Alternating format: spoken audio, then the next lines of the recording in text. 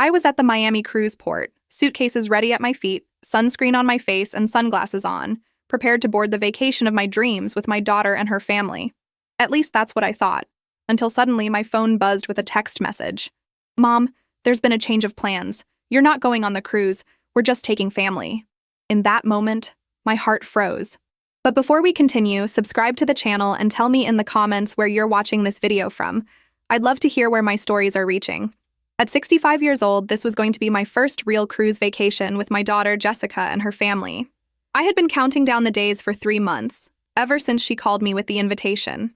I even bought 3 new outfits specifically for the formal dinners on board. But then my phone buzzed with a text message that would shatter everything I thought I knew about my place in my daughter's life. The words on the screen made my heart stop beating for what felt like an eternity. "Mom, there's been a change of plans. You're not going on the cruise with us. We're just going on a family trip."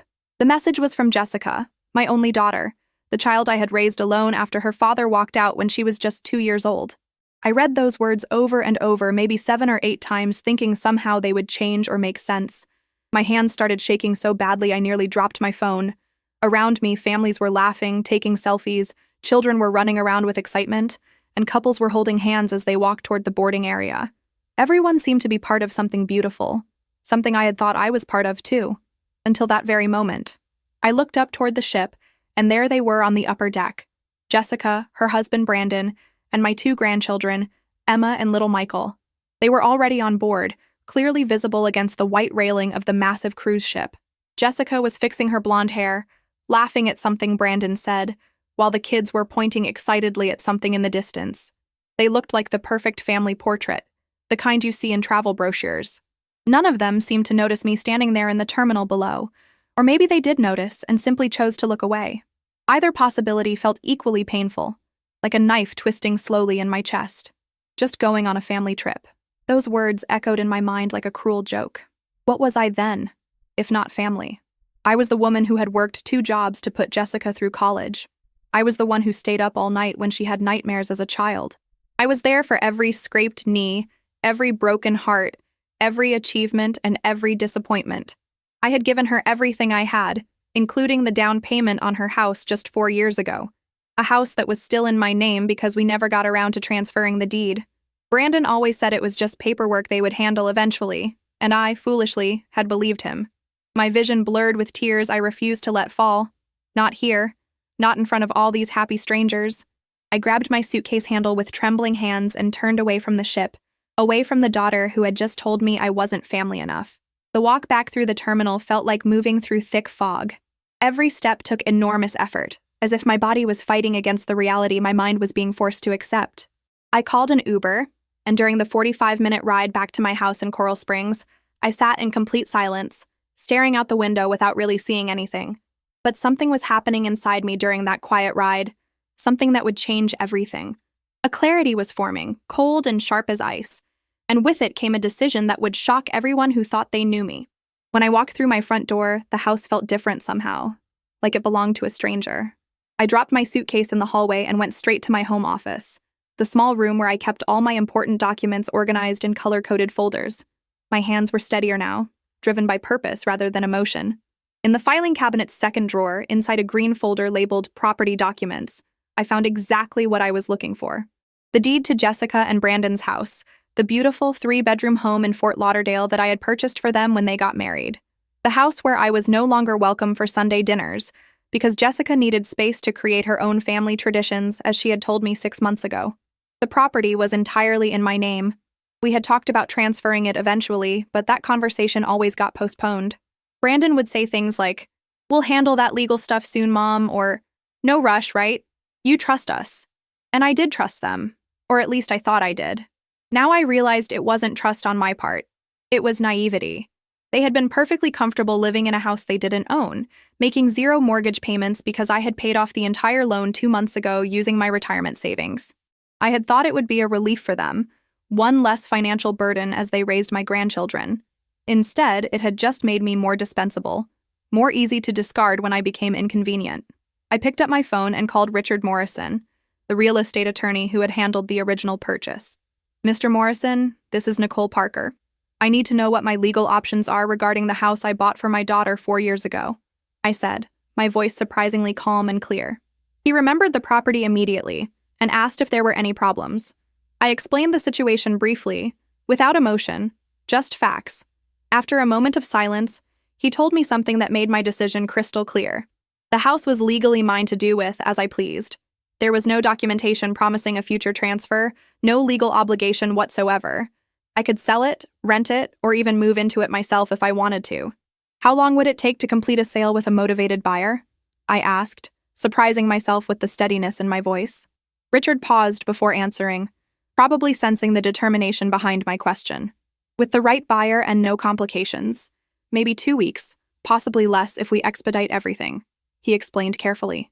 The cruise was scheduled for 10 days. I thanked him and immediately called my friend Margaret Chen, a real estate agent I had known for over 15 years. Within an hour, she was sitting in my living room, listening to my story with wide eyes. By the time I finished talking, she was already pulling out her laptop and accessing the multiple listing service. Margaret found 3 potential buyers by that same evening. One couple in particular caught my attention, David and Sarah Matthews, both doctors in their early 30s with excellent credit and cash ready for a quick purchase. They had been searching for a home in that exact neighborhood for months.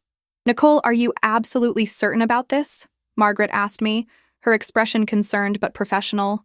This is going to create a serious family situation. I looked at her directly and said something I had never said before in my entire life. Margaret, for the first time in decades, I'm putting myself first. Yes, I'm absolutely certain. She nodded slowly, understanding something in my eyes that even I was just beginning to recognize. This wasn't just about a house or a cruise, this was about finally standing up for my own worth after years of being taken for granted. That night I couldn't sleep, but it wasn't anxiety keeping me awake. It was a strange sense of clarity I had never experienced before. I sat on my back porch with a cup of chamomile tea, watching the neighborhood lights flicker in the darkness. For the first time in years, I wasn't thinking about Jessica, Brandon, or even my grandchildren. I was thinking about myself, about who I had been before I became just mom or grandma, before I allowed myself to be reduced to a convenient support system that could be activated or deactivated at will. I remembered the Nicole who loved painting watercolors, who dreamed of visiting Italy, who had friends and hobbies of her own.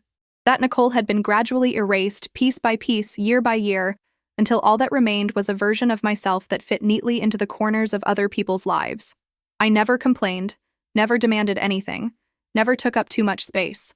I had thought that's what good mothers did. They sacrificed everything for their children. But somewhere along the way, sacrifice had turned into erasure, and love had become synonymous with being used. The text message at the cruise terminal hadn't just been an exclusion from a vacation. It had been a wake-up call, a brutal reminder that I had become optional in their lives. I was useful for babysitting when they needed a date night, helpful when they needed money for home renovations, convenient when they wanted someone to watch the kids during school breaks. But when it came to actually being part of the family, when it came to creating memories and sharing experiences, I wasn't important enough. I was just going on a family trip, Jessica had written, as if I were some distant acquaintance, rather than the woman who gave her life. I pulled out my journal and started writing down everything I had done for Jessica over the past 5 years.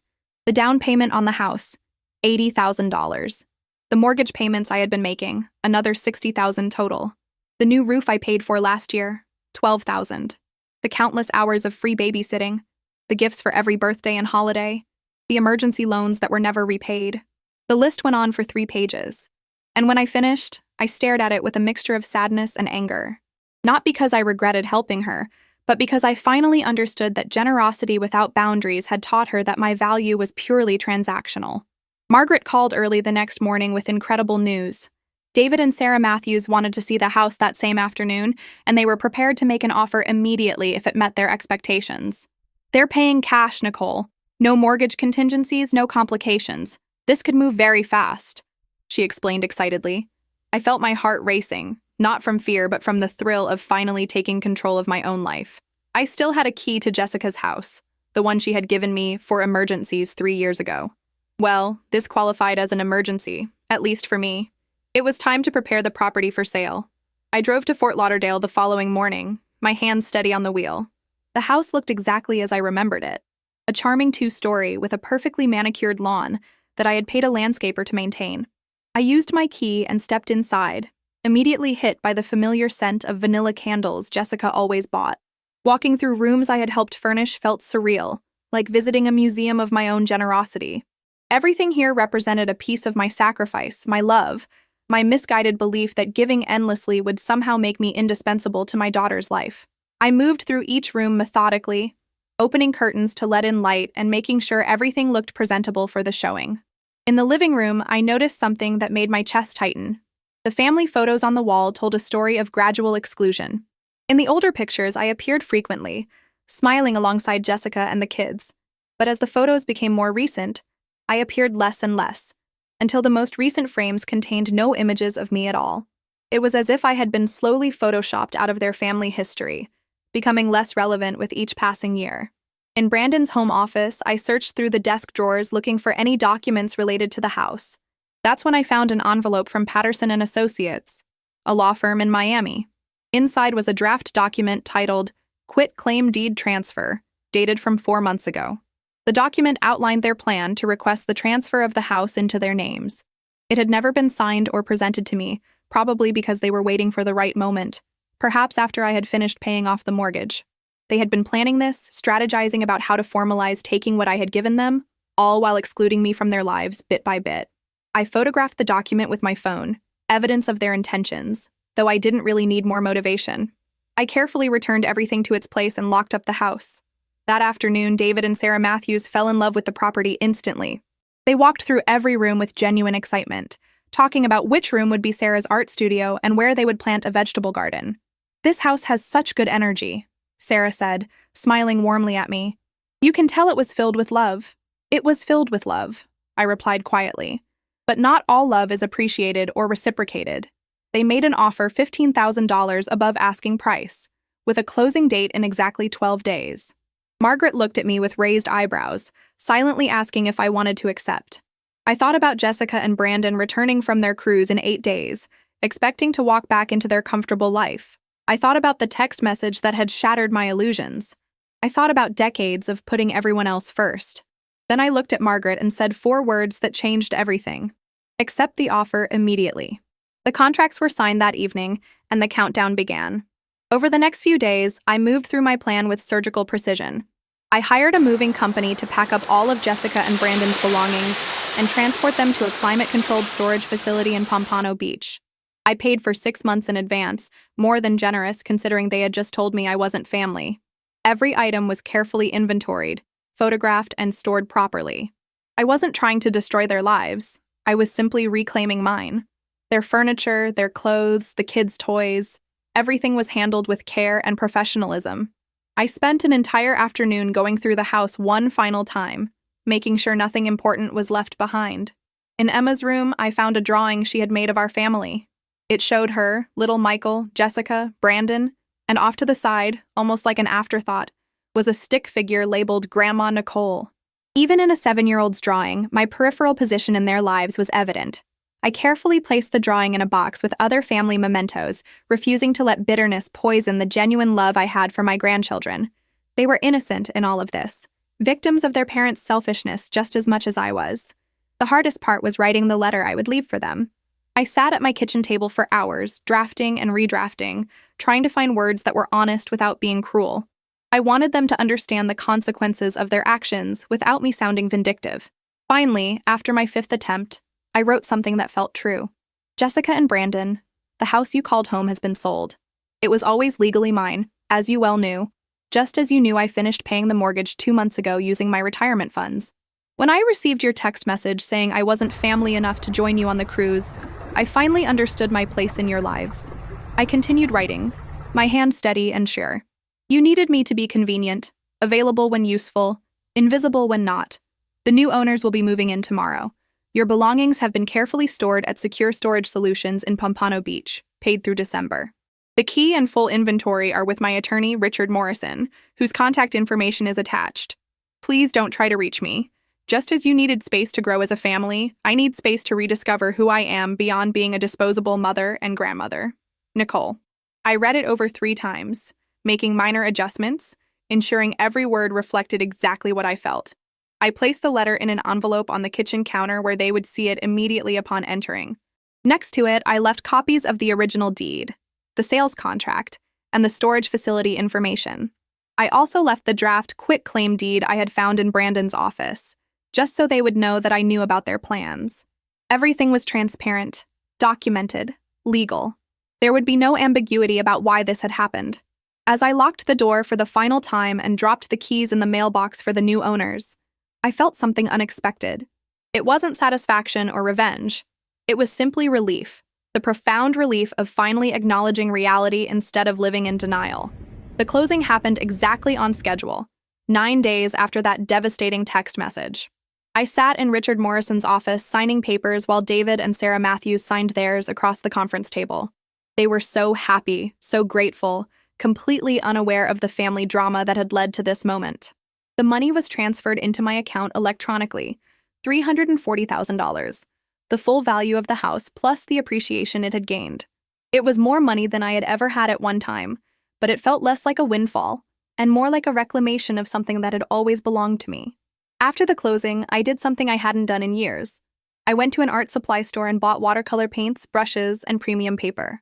Then I drove to the beach and sat painting the ocean for 3 hours, losing myself completely in the flow of colors and water. A middle-aged couple walking by stopped to admire my work, and we ended up talking about art, travel, and life for nearly an hour. They never asked if I had children or grandchildren. They were simply interested in me as a person. It was the first conversation I'd had in years where my identity wasn't defined by my relationships to other people. That evening, I made a decision that surprised even myself. I called my college friend Dorothy Harrison, who had moved to Seattle 15 years ago. We had kept in touch sporadically over the years, mostly through Christmas cards and occasional phone calls. "Dorothy, remember how we always talked about taking that cooking class in Tuscany?" I asked after we had caught up on basic pleasantries. "What if we actually did it? What if we went next month?" There was a long pause on the other end of the line. Then Dorothy started laughing with pure joy. "Nicole Parker, what has gotten into you? You've never been spontaneous in your entire life."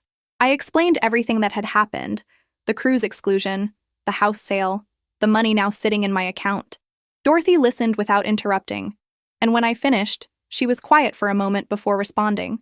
"Nicole, I'm going to tell you something I should have said 20 years ago. You've been living your life as a supporting character in everyone else's story. It's about time you became the protagonist of your own." Her words hit me like a revelation, crystallizing everything I had been feeling but couldn't articulate. She was absolutely right, and I was done apologizing for finally putting myself first. We spent the next 2 hours on the phone researching cooking schools in Italy, comparing programs, and eventually booking a 3-week course in a small town near Florence. The program started in 5 weeks, which gave me just enough time to get my affairs in order and prepare for what felt like the beginning of an entirely new life. I bought the plane tickets that same night, using money that had once been tied up in a house for people who considered me optional. As I clicked the confirmation button, I felt a surge of something I hadn't experienced in decades. It was freedom, pure and exhilarating. The freedom that comes from finally choosing yourself. Jessica and Brandon's cruise ship was scheduled to dock in Miami at 4 o'clock in the afternoon, exactly 2 days after I closed on the house sale. I thought about going to the terminal, watching from a distance as they disembarked with their sunburns and souvenir bags, completely unaware that their entire world had shifted. But I decided against it, not out of cowardice, but because I genuinely didn't need to see their initial reaction. This wasn't about revenge or savoring their shock. It was about me finally establishing boundaries and consequences after years of being treated as less than family. Instead, I spent that afternoon at a spa, getting a massage and facial that I would have once considered an unnecessary luxury. The masseuse commented on how tense my shoulders were, decades of carrying burdens I should have put down long ago. As her skilled hands worked out the knots in my muscles, I felt like she was physically releasing years of accumulated stress and resentment. I emerged from that spa feeling lighter than I had in 20 years. Like I had shed an invisible weight I had grown so accustomed to carrying that I had forgotten what it felt like to stand upright.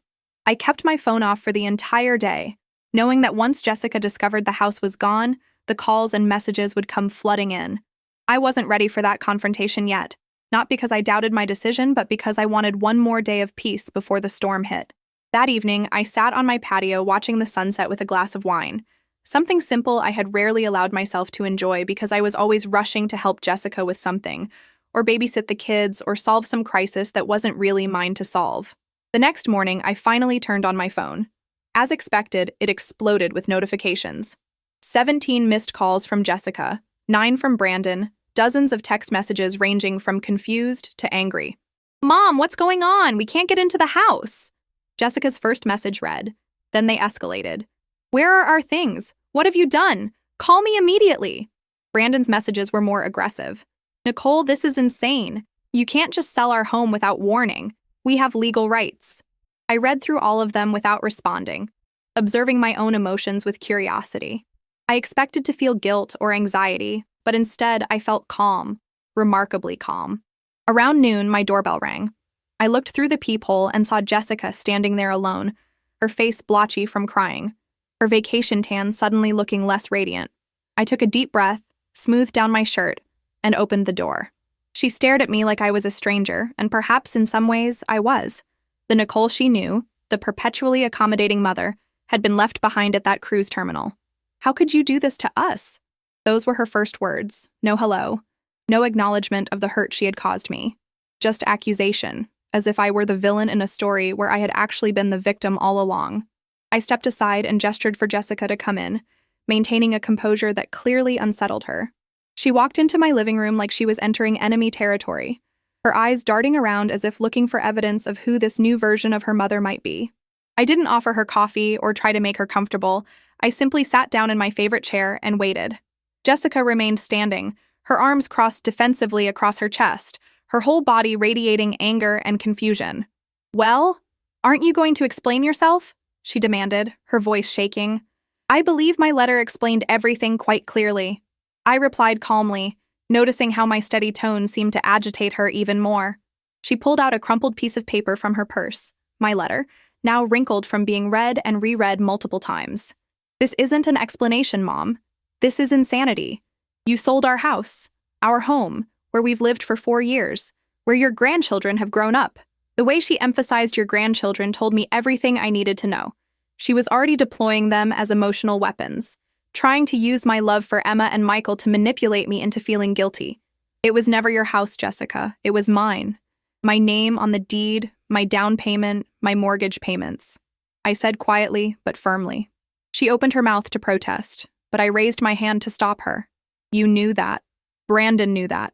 You both were perfectly comfortable with that arrangement when it benefited you. When I was paying your bills and asking for nothing in return, my ownership was convenient. Now that I've exercised my legal rights, suddenly it's our house?" My daughter stared at me like she had never really seen me before, and in truth, she probably hadn't. Jessica's face cycled through several emotions: anger, confusion, hurt, before settling on something that looked almost like calculation. She sat down on the couch, her posture shifting from aggressive to vulnerable. "Mom, I know the text message hurt you. I understand that now. It was thoughtless and cruel, and I'm sorry. We're both sorry." Her apology sounded rehearsed, like something she and Brandon had practiced during the drive over. "But don't you think this reaction is a bit extreme? Selling our home because of one text message? That's not proportional to what we did." Proportional. There was that word again, as if there were some mathematical formula for how much disrespect a person should tolerate before standing up for themselves. "Jessica, it wasn't one text message. It was years of being treated as optional in your life. The cruise exclusion was just the moment I finally saw the pattern clearly." I leaned forward, making sure she heard every word. "When did you last invite me to a family dinner? Not when you needed a babysitter, but just because you wanted my company? When was the last time you called just to talk, not to ask for something?" She looked away, unable to answer, because we both knew the truth. The silence between us stretched uncomfortably as Jessica struggled to find words that would somehow justify the unjustifiable. Finally, she tried a different approach, her voice taking on a softer, more pleading tone. "Mom, Brandon and I have been under so much stress. His job has been demanding. I've been overwhelmed with the kids. We just needed this cruise to reconnect as a couple.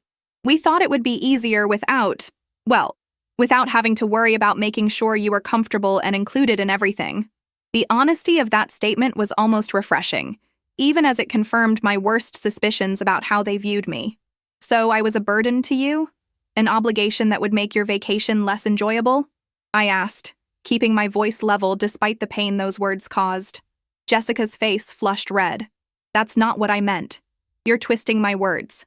But we both knew she had revealed the truth, the unspoken reality beneath all the polite excuses.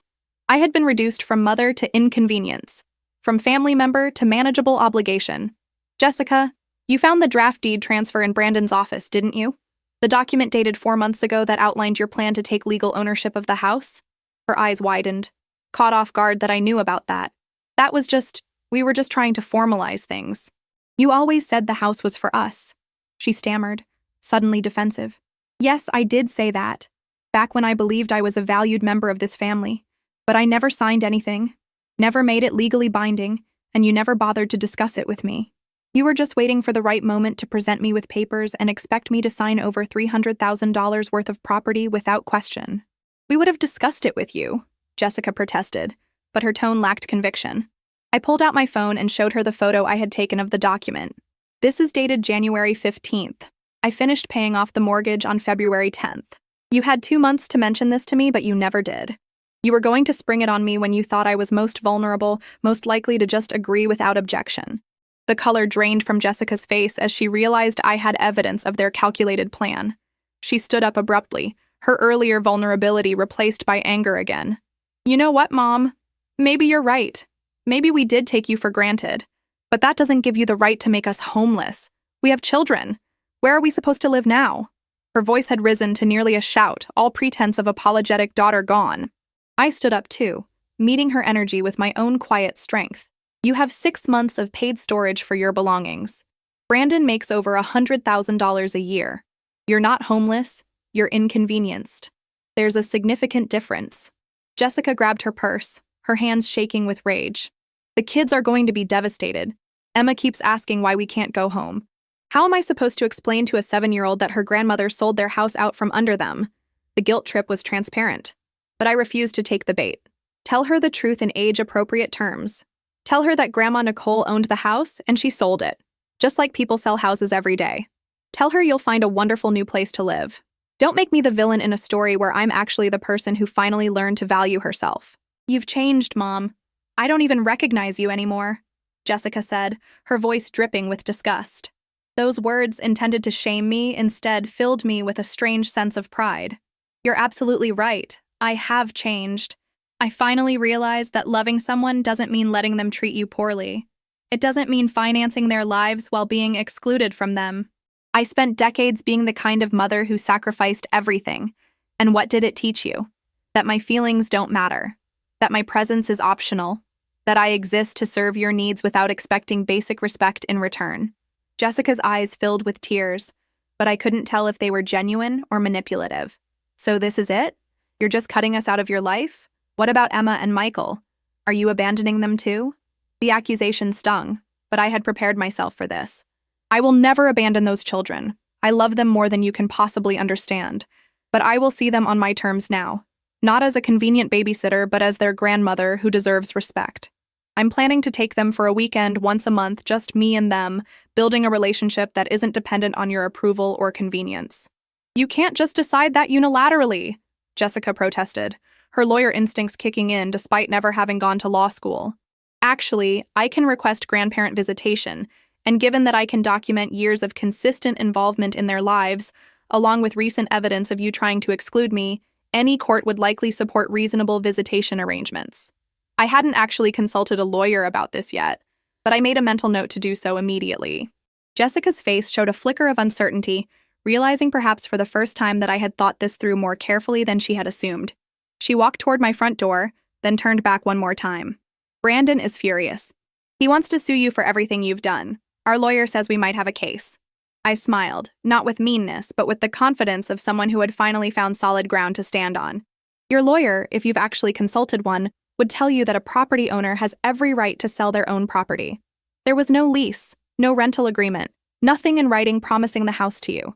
Tell Brandon to waste his money on legal fees if it makes him feel better, but Richard Morrison assures me you have no case whatsoever. After Jessica left, I sat in my quiet living room feeling a complex mixture of emotions. There was sadness, certainly, for the relationship that had broken, maybe irreparably. But there was also something else, something stronger. It was self-respect, a feeling I had almost forgotten existed. I had spent so many years defining myself through my relationship with Jessica, being the mother she needed me to be, that I had lost sight of who Nicole Parker actually was underneath all those roles. For the first time in decades, I was discovering that person again, and she was stronger than I had remembered. I made myself dinner that night, a proper meal with multiple courses, setting my table with the good china I usually saved for when Jessica visited. I lit candles, poured a glass of wine, and ate slowly, savoring every bite. It was a small act of rebellion against years of eating quickly or skipping meals because I was too busy helping everyone else. As I ate, I thought about my upcoming trip to Italy, about the cooking classes and the small village where Dorothy and I would spend 3 weeks learning to make fresh pasta and regional sauces. I imagined myself in an apron, flour on my hands, laughing with new friends who knew nothing about my history. The next few days were surprisingly peaceful. Jessica didn't call again, probably regrouping with Brandon to strategize their next move. I spent my time preparing for Italy, buying comfortable walking shoes, a new journal for documenting my experiences, and language learning apps to brush up on my very basic Italian. I also did something I had been avoiding for years. I joined a local art group that met twice a week to paint together. The first session was intimidating, walking into a room full of strangers, but by the end of the 2 hours, I had made 3 new acquaintances and produced a watercolor I was actually proud of. 1 week after the confrontation with Jessica, I received a certified letter from Patterson and Associates, the law firm whose draft document I had found in Brandon's office. The letter was exactly what I expected, full of legal language threatening action if I didn't remedy the situation by compensating them for the wrongful sale of their residence. I read it once, laughed, and forwarded it to Richard Morrison with a brief note. Please respond to this on my behalf. I trust you'll handle it appropriately. 24 hours later, Richard called to tell me he had sent a detailed response explaining why they had no legal standing whatsoever and suggesting they cease further frivolous communication. Nicole, I have to say I've been practicing law for 32 years, and this is one of the more interesting cases I've handled, Richard said, a note of admiration in his voice.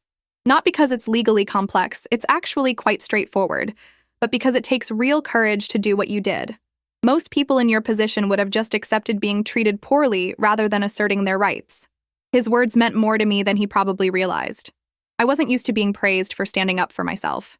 In my world, that had always been labeled as selfish or unreasonable. Hearing a neutral third party validate my actions helped quiet the small voice in my head that still sometimes whispered that I had overreacted.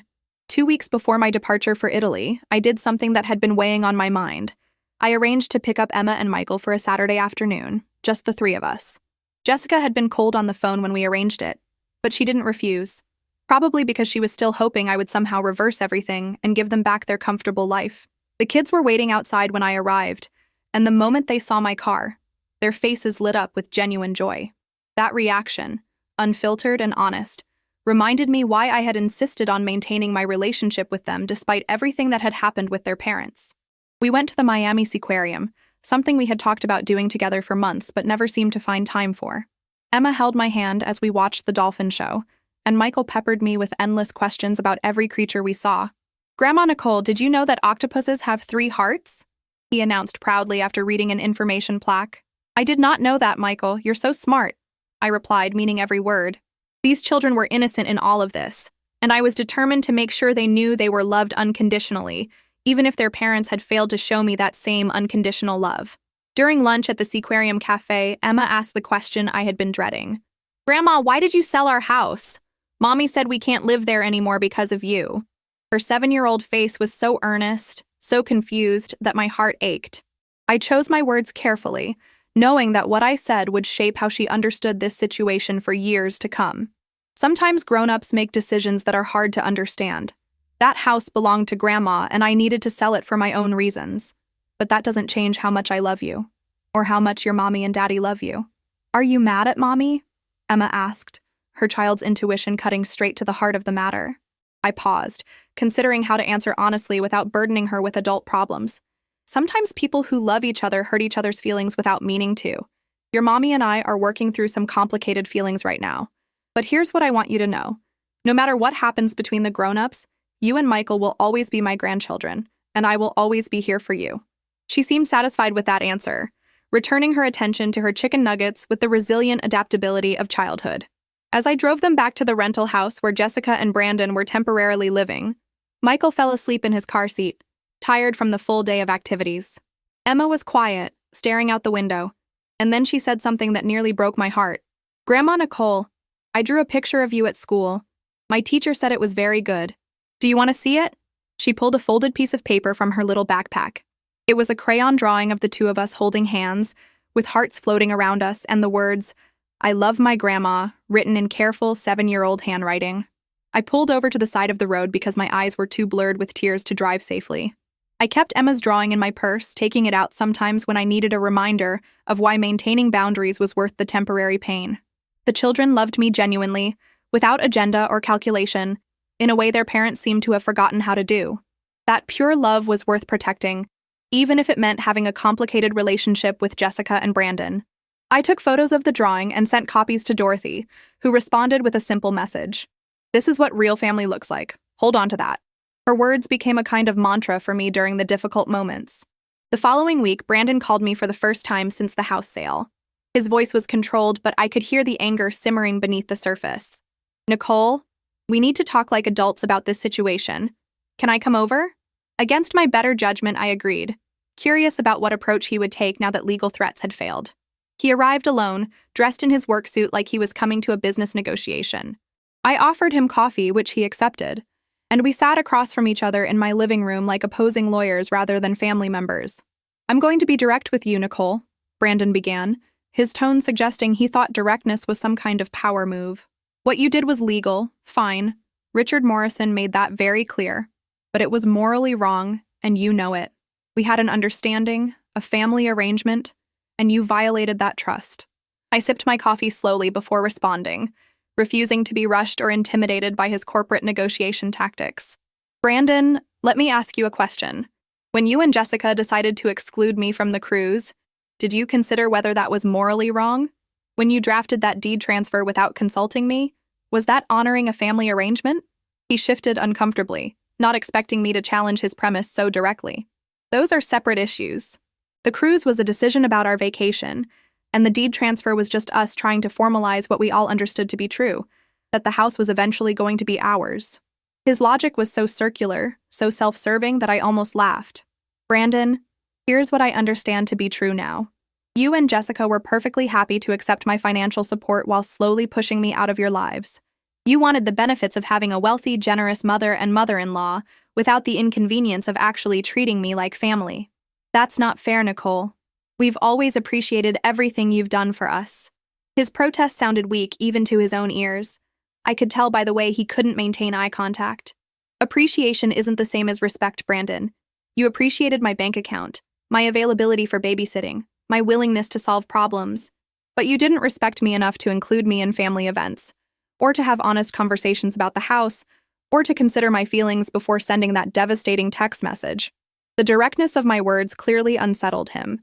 He was used to dealing with the old Nicole, the one who would have softened every criticism with reassurance and apology.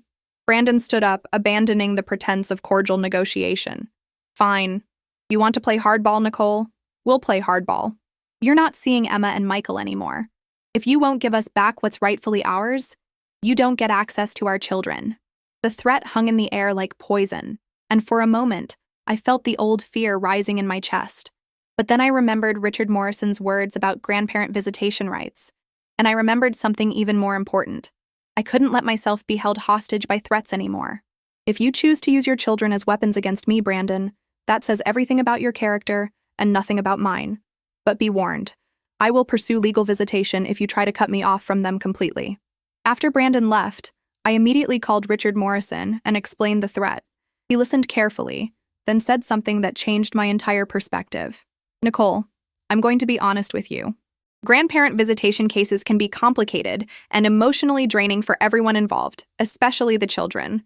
But you have documentation of years of consistent involvement, financial support, and now their attempt to punish you by denying access. If it comes to that, you'd have a strong case. More importantly, I don't think Brandon will actually follow through with his threat." His confidence was reassuring, but I still felt the weight of the situation settling on my shoulders. That evening, I sat down and wrote a letter to Emma and Michael. Not to send now, but to give them someday when they were old enough to understand. I explained everything that had happened, not to turn them against their parents, but to help them understand that standing up for yourself isn't selfish. It's necessary. I wrote about the importance of setting boundaries, of recognizing your own worth, of not allowing love to become synonymous with being used. I sealed the letter and put it in my safe deposit box at the bank, along with copies of all the documentation from the house sale. Someday they might need to know this story from my perspective. 3 days before my flight to Italy, Jessica called. Her voice was different this time, tired and defeated rather than angry. "Mom, can we please just talk? No lawyers, no Brandon, just you and me." I agreed to meet her at a neutral location, a quiet coffee shop halfway between our homes. When I arrived, she was already there, and I was shocked by her appearance. She looked like she had aged 5 years in 3 weeks, dark circles under her eyes, her hair less perfectly styled than usual. We ordered our coffees and sat in a corner booth, the awkward silence stretching between us like an ocean. "I've been thinking a lot about what you said," Jessica began, her voice barely above a whisper. "About how we treated you, about the pattern of exclusion. I talked to my therapist about it. This surprised me. I hadn't known she was seeing a therapist." She continued, her words coming slowly as if each one cost her something. "She helped me see that I've been treating you like an employee rather than my mother. Like someone whose value was based on what you could provide rather than who you are. And I'm really sorry, Mom. Not because I want the house back, but because I genuinely hurt someone who only ever loved me." Tears were streaming down her face now, and these looked real, not strategic. I felt my own eyes filling up, years of hurt and disappointment finally being acknowledged. "Jessica, do you understand why the cruise exclusion was so devastating? It wasn't just about missing a vacation. It was being told, in the clearest possible terms, that I wasn't part of your family unit, that I was optional, peripheral, someone who could be easily left behind." She nodded, unable to speak for a moment. "I didn't think about it that way. I was so focused on Brandon and me needing couple time that I didn't consider how it would feel to you. That text message was cruel, and I can't take it back." We sat in that coffee shop for over 2 hours, talking more honestly than we had in years. Jessica told me about the pressures she felt as a mother, the constant anxiety about being good enough, the way she and Brandon had started growing apart and thought a vacation alone would fix things. I listened, really listened, understanding for the first time that her life wasn't as perfect as it appeared from the outside, but I also made it clear that understanding her struggles didn't mean accepting poor treatment. "I can have empathy for your situation, Jessica, and still maintain boundaries about how I allow people to treat me. Those two things can exist simultaneously." She asked the question I knew was coming. "Is there any way, any possibility, that we could work toward repairing our relationship? I'm not asking you to undo the house sale or even apologize for it. I'm asking if you think we can find a way back to each other." I stirred my coffee, watching the swirls of cream slowly blend into the dark liquid, thinking about how some things, once mixed, can never be separated again. "Jessica, I love you. That has never been in question. But love without respect is toxic, and I won't accept that anymore. If we're going to rebuild our relationship, it has to be built on mutual respect, clear communication, and genuine inclusion." "What does that look like practically?" she asked, her therapist's influence apparent in her direct question. I had thought about this extensively. "It means you include me in family events because you want me there, not out of obligation. It means you communicate honestly about boundaries and expectations, rather than making unilateral decisions and expecting me to accept them. It means recognizing that my time, my feelings, and my presence have value beyond what I can provide materially. And it means accepting that I have my own life now, my own plans, my own priorities that don't revolve around being available whenever you need something." Jessica nodded slowly, absorbing each point. "What about Emma and Michael? Brandon was serious about limiting your access to them." I could see the conflict in her face, torn between supporting her husband and recognizing that his threat was wrong. "Jessica, if you allow Brandon to use your children as leverage against me, you're teaching them that relationships are transactional, that love can be weaponized. Is that really the lesson you want them to learn?" My question hit its mark. I saw her wince. "You're right. That's not okay. I'll talk to him. You should be able to see the kids. That was never really in question for me." We left the coffee shop with a fragile understanding. Nothing was fixed, the house wasn't coming back, years of hurt couldn't be erased with one conversation, but there was something resembling hope, a possibility that maybe, with time and genuine effort, we could build a different kind of relationship. One where I wasn't the perpetually accommodating mother and she wasn't the entitled daughter. One where we saw each other as complete human beings with needs, boundaries, and inherent worth. It wouldn't be easy, and it might not even work, but at least we were finally being honest with each other about what had been broken for so long. The day before my flight to Italy, I spent the morning at Emma and Michael's school, having lunch with them in the cafeteria as a special treat. Jessica had arranged it, a small gesture toward rebuilding trust. The kids showed me their classrooms, introduced me to their teachers, and Michael proudly presented a science project about ocean ecosystems that he had been working on for weeks. Emma gave me a friendship bracelet she had made in art class, insisting I wear it every single day in Italy so I would remember her. I promised I would, and I meant it with my whole heart. That afternoon, I did something symbolic.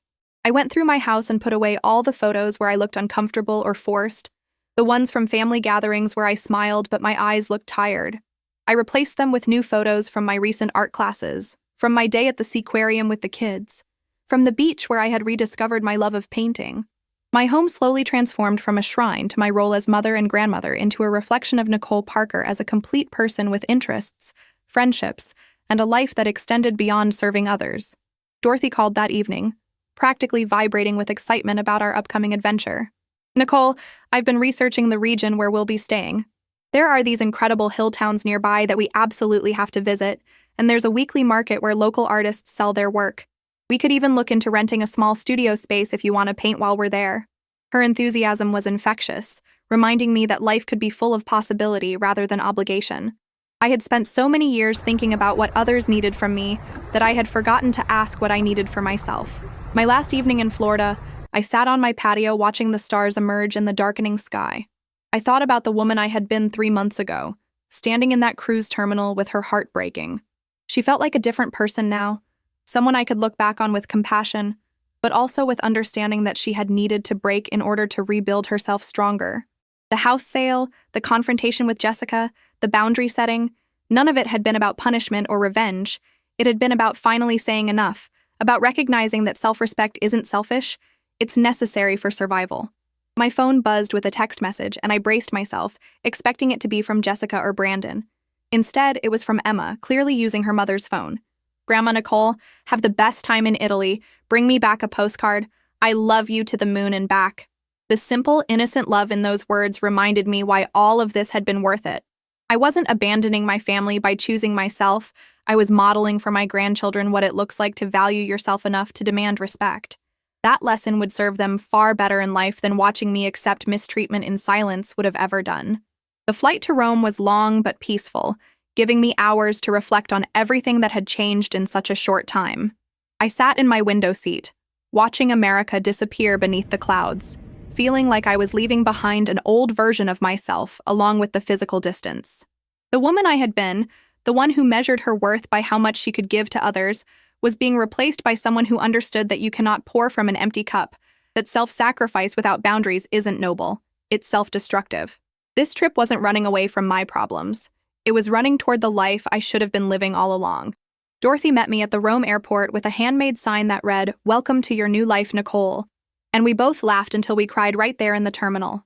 She had rented a car for our drive to Tuscany, and as we wound through the Italian countryside, past rolling vineyards and ancient stone villages, I felt something I hadn't experienced in decades. It was pure joy, uncomplicated by guilt or obligation. We talked about everything and nothing, made plans that we might or might not follow through on, and sang along badly to Italian songs on the radio that we didn't understand. It was perfect in its imperfection. The cooking school was everything I had hoped for and more. Our class consisted of 8 people from different countries, all there to learn traditional Tuscan cooking techniques. Nobody knew my history. Nobody asked about my children or grandchildren unless I volunteered the information. I was simply Nicole, an American woman who loved to paint and was learning to make pasta from scratch. I discovered I had a natural talent for making gnocchi, those little potato dumplings that look simple but require a delicate touch. Our instructor, a 70-year-old Italian grandmother named Sophia, praised my light hand and said I had the spirit of an artist in the kitchen. On our 4th day, after a morning of making fresh ravioli, Dorothy and I were sitting at a small cafe in the village square when an older gentleman approached our table. He introduced himself as Marco, a local watercolor artist who taught workshops from his studio. He had noticed me sketching in my journal and wondered if I might be interested in joining an informal painting session with some local artists that evening. I looked at Dorothy, who grinned and nodded enthusiastically. I would love that, I told Marco, feeling like the universe was confirming that I was exactly where I needed to be, doing exactly what I needed to do. That evening, painting in Marco's sun-drenched studio with 5 Italian artists who spoke limited English but communicated perfectly through art, I had a moment of profound clarity. This was what life could be when you weren't constantly diminishing yourself to fit into spaces that were never designed to hold you properly.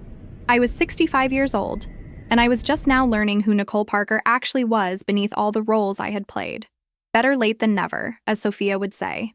I caught my reflection in the studio window, paintbrush in hand, laughing at something one of the artists was trying to explain through elaborate gestures, and I barely recognized the happy, relaxed woman looking back at me. The 3 weeks in Italy flew by like a beautiful dream. But unlike a dream, when I woke up back in Florida, the changes I had made remained real and solid. I had learned to make authentic carbonara, had filled 2 sketchbooks with watercolor paintings of Tuscan landscapes, and had made friends from 4 different countries who promised to stay in touch. More importantly, I had proven to myself that my life had value and meaning independent of my role as mother and grandmother. I was a complete person with interests, talents, and the right to pursue happiness on my own terms. My relationship with Jessica slowly improved over the following months, though it would never return to what it was before, and honestly, I didn't want it to. The old dynamic had been unhealthy, built on my constant giving and her constant taking. Our new relationship was more balanced, more honest, sometimes more awkward, but ultimately more respectful. She included me in family dinners about twice a month, and I set boundaries about when I was and wasn't available to help. Brandon remained somewhat distant.